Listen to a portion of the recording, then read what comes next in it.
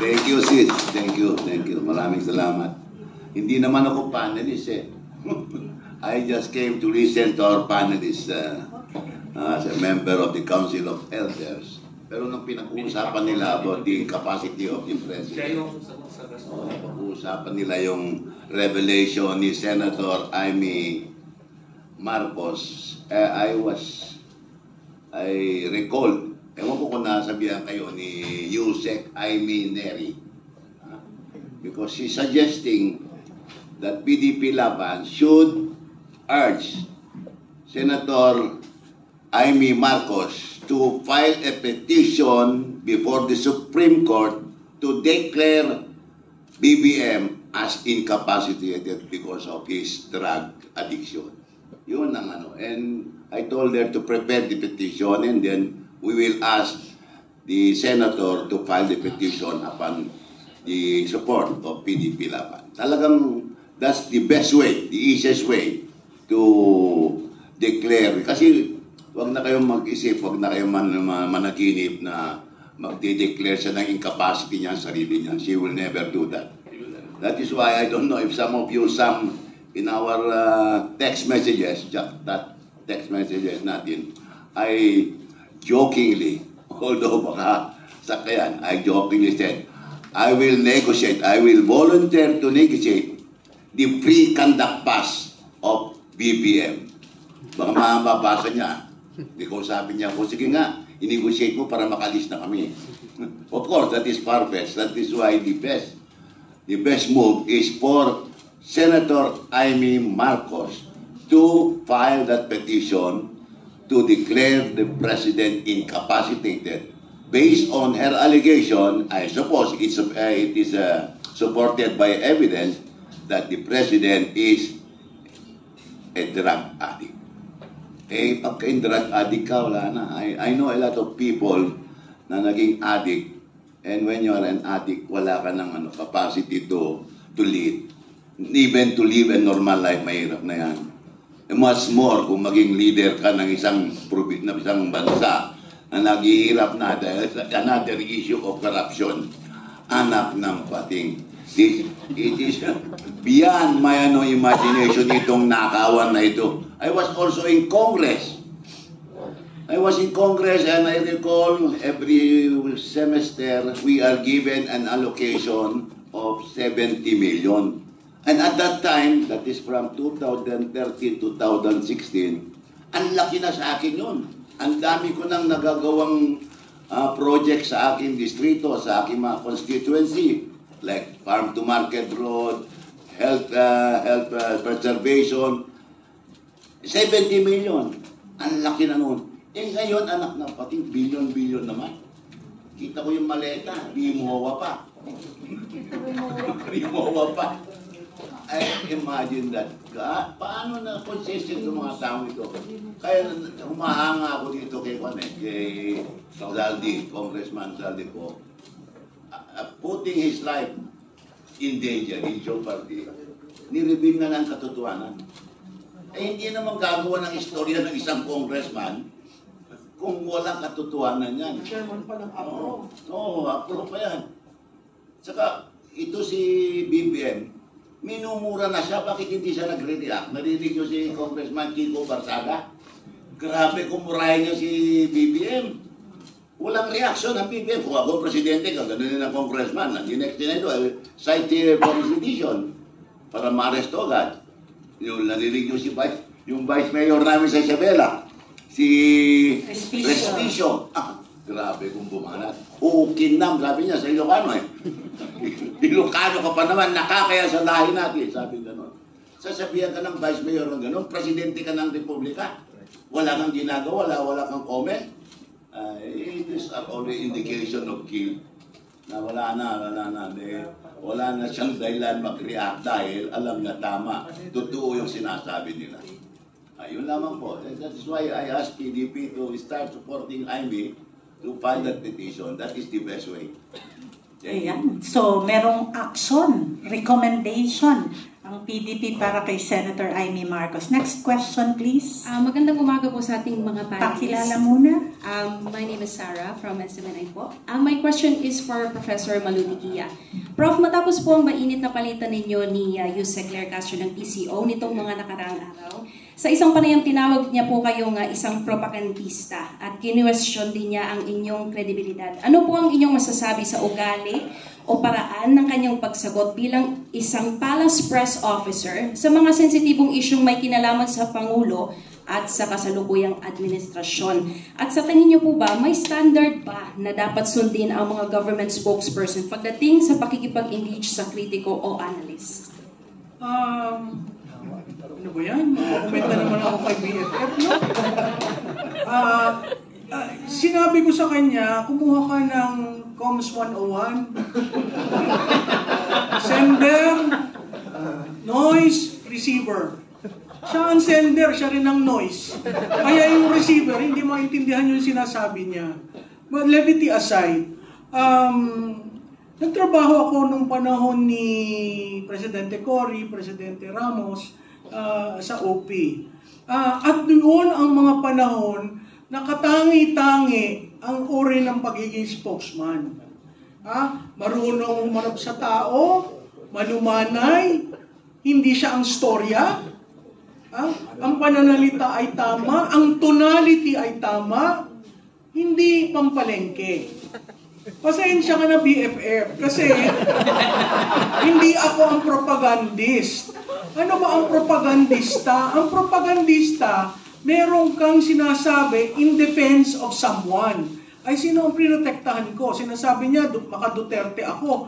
Ako hindi maka-Duterte. Naging Duterte na lang ako dahil sa pasasalamat ko dun sa 6 na taon niyang paninilbihan. Hindi ako tumulong ng eleksyon sa kanya. Nakay-binay ho ako. At kung hindi niya yun alam, ang dali naman mag-Google. Wag na Google. Ang dali mag-AI. I-type mo yung Malutiquia kasi yung huli niyang banat sa akin. So who is Malutiquia? Sa tingin ko, yung exchange namin pumasok na sa isip niya. Kumbaga may rent-free ako dito na ang default, ako parati yung sinisisi. Kaya ang sagot ko, tinuturuan ko siya. Pumunta kayo dun sa meta page ko, meron ako dyan. How to be a spokesman. What is a propagandist? Anong mali sa ginawa mo? Kasi mukhang wala naman nagturo sa kanya. Mukhang pinili lang siya. At ang balita ko, dala siya ni Bersamin. Mukhang pinili lang siya dahil estudyante sa UST. Pinili lang siya. At ang default niya, sisihin ng Duterte. Saan ka naman nakakita ng spokesman na ganon? Diba? Si Duterte na nasa dahig, sisisihin mo. May narinig ka ba dito sa amin na nagpropaganda kami para kay Duterte? Ito'y partido niya. Pero simula na nagsimula tayo, walang nagbabanggit na ang mga Duterte magagaling. Walang ganon. Pero siya, ganon. Ang ina-address ko sa mainstream media, pag kayo nagtanong ng tanong, siguraduhin yung sagutin niya. Kasi kasama kayo sa propaganda. Kung i-accept nyo, yung sagot niya. Perfect example, what do you think about incapacity? Sinagot ba niya? Hindi. Ang pivot niya ay ang mga Duterte, dapat tanungin yan. Yung mga, yung baha, nagsimula sa mga Duterte. Kaya nung tinatanong ko siya sa datos, hindi nga siya spokesman, ang pangalan niya, Press Information Officer. Information. Dalhin mo sa usapin ng datos, wala siya. Pero dalhin mo dun sa bastusan, nandun siya. Diba? Ang tanong ko sa mga nasa Malacanang, hindi nyo ba ginagalang ang institusyon ng presidente? Hindi nyo ba ginagalang yan? Kasi hindi lang kayo ang mag-occupy dyan. Ipapasa nyo yan sa susunod na liderato. Anong ipapasa nyo kung yung institusyon sira dahil kay Claire Castro? Dadalhin ko sa kanya. Kasi nakakahiya. She is not communicating. She is the propagandist. Kasi paano? Ako, tinawag niya ako propagandista. Ang sabi ko, anong proof mo? Ako ba'y pinapayaran ng mga Duterte? Hindi. Kliyente ko ba sila? Hindi. Kaya nga ang sinabi ko, ako'y Pilipino, mahal ko ang bansa ko, magkokomentaryo ako. Hanggat ikulong ako ni John Vic Remulla. Diba? Kasi inciting to sedition na, wala mga akong sinabi na ibagsak ang administrasyon. Ito, example lang. So, really, ang appeal ko kay Secretary Dave Gomez, si Dave Gomez is a man drilled on communication, on crisis communication. Pwede ba? Alsin nyo na siya. Kasi kung gusto nyo makabawi ang Pangulo sa tiwala, yung trust rating, trinat namin yan. Simula ba nung naging spokesperson siya, ano ang trust rating ng Presidente? Dumadaos-os. Partially because of her. Tapos yan ang magiging bridge mo sa various audience to explain a policy, a program, what is happening. Kaya yun yung mga beat reporter sa Malacanang, natutuwa ako dahil maanghang na magtanong.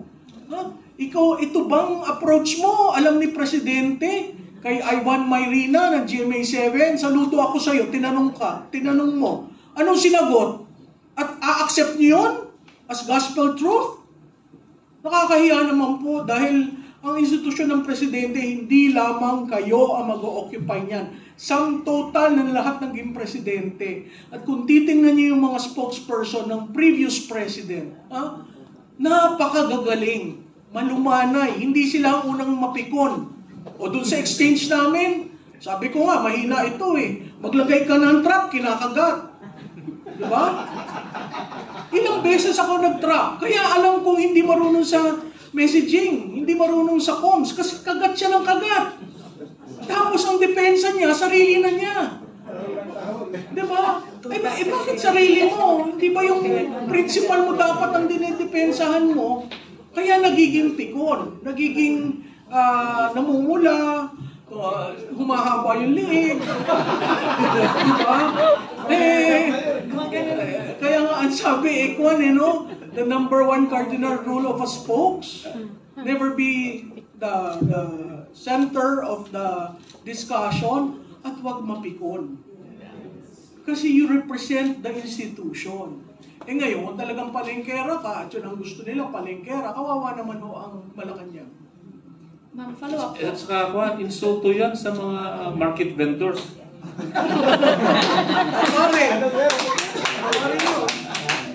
Prof, follow up po.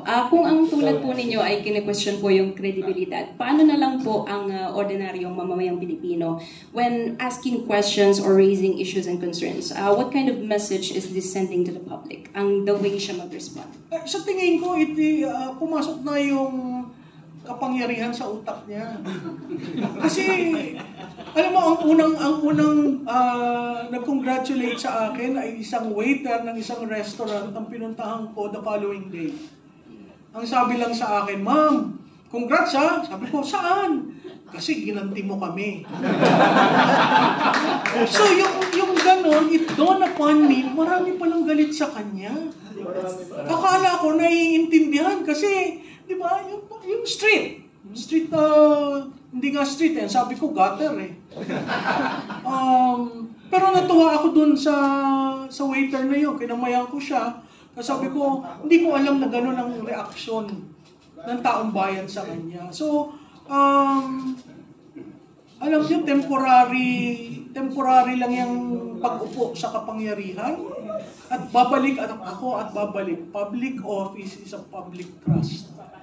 Yung public trust, BFF, public trust, hindi bardagulan. At sa mainstream media, mahiya naman kayo kung kakagat kayo dun sa propaganda niya.